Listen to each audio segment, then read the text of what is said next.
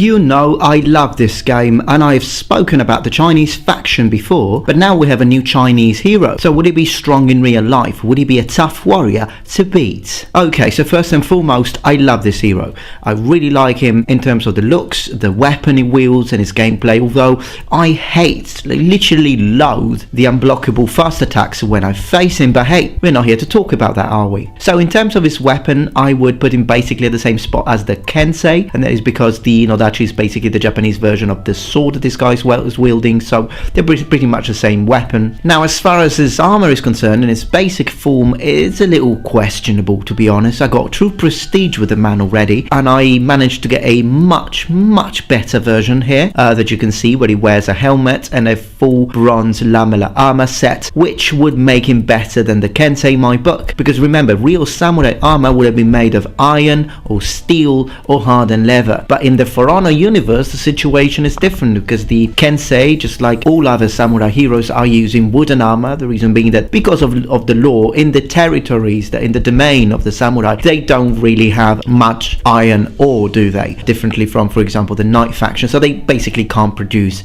metal armor. They had the iron, probably they could, because I mean they can make really good bladed weapons with steel, so you would imagine that they could do that, but they don't have enough, so they prefer to just make the weapons and wear wooden. But of course, wood is a lot worse than bronze and iron and any kind of metal to make armor from. So okay, so now let's have a look at the name. The male hero is called Sunda. That's first tone, second tone, by the way, Sunda in Mandarin Chinese, and the female version is called Fu Huo, fourth pitch, third pitch, Fu Huo, and the general class name is pronounced Zhanhu.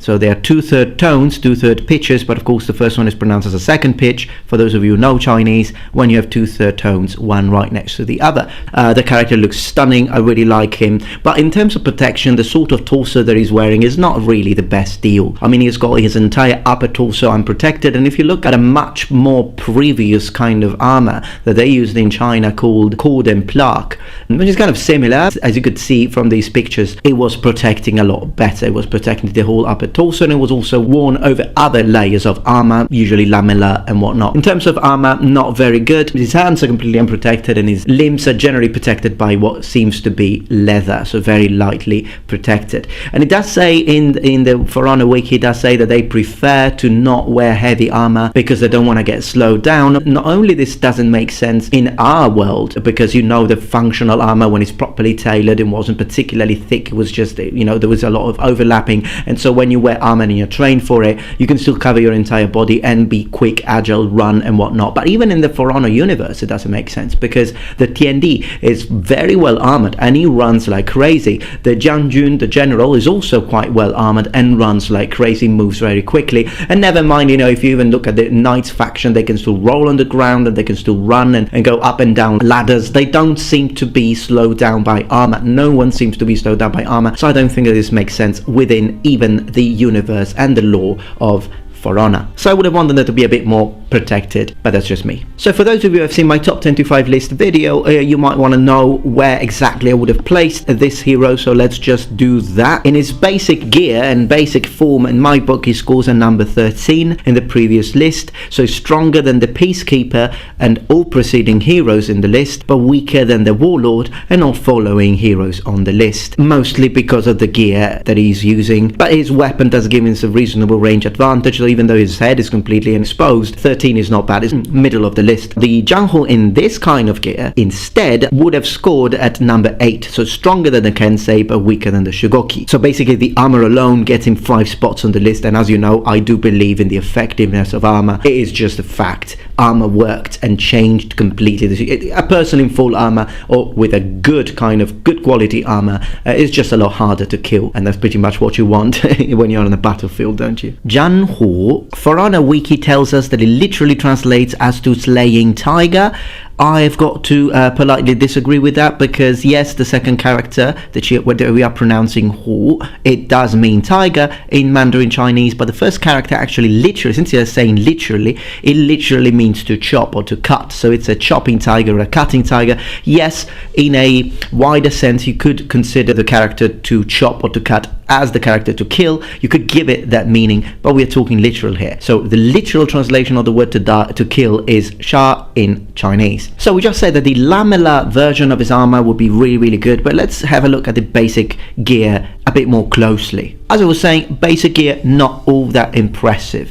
His head protection is negligible, so he's wearing a hat, and that's not just any hat, it's a specific hat that it's called fu tou or pu tou, both pronunciations possible, and normal citizens were not allowed to wear this kind of hat unless they were attending wedding, or at least that's what For Honor Wiki tells us. But in this case it's okay because of what this specific class is based on. Now again, For Honor Wiki tells us that they are based on the sort of Ming Dynasty or Ming Chao imperial secret police called Jin Yi Wei, brocade clad guard translated. So let's see what the For Honor Wiki tells us about this. So they tell us the Jin Yi Wei, I'm not going to use the pictures when I speak English, were the imperial secret police that served the emperors of the Ming Dynasty in China. As a secret police, they had authority to overrule judicial proceedings in prosecutions with full control over the arrest, interrogation and punishment of an individual, including other nobles and imperial family members. They were also tasked with collecting military intelligence and partaking in battle planning. Okay,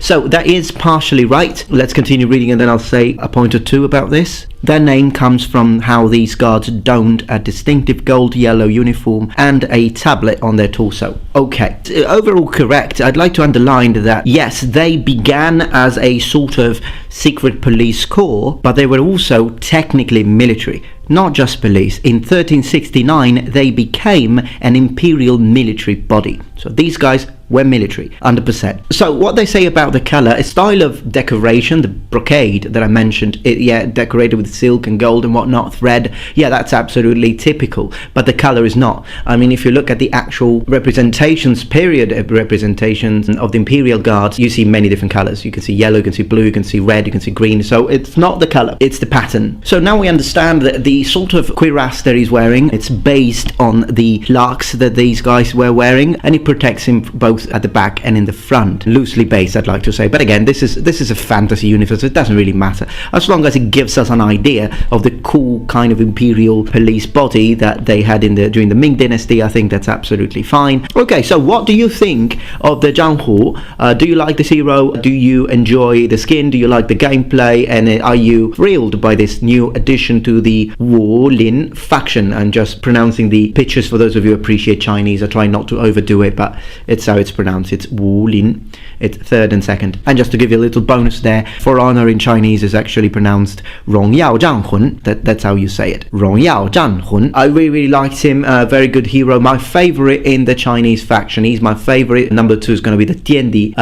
But yeah, very good hero. And I'm looking forward to do a few more prestige. I main knights, as you know. I've got like, 14 I think prestiges on my Blackbriar and 12 prestiges on my Warden. So I still gonna main my knights, but this hero definitely made me change my mind in terms of what I think about the Chinese faction. Now they've got a hero I really like, and I'm really looking forward to see what else they get us. So again, great game, big thumbs up for Ubisoft in this case, and thank you very much for watching. I hope you enjoyed this video, and I'll see you in a couple of days, 3 days tops, for my next upload. And remember, the Metatron has spread his wings.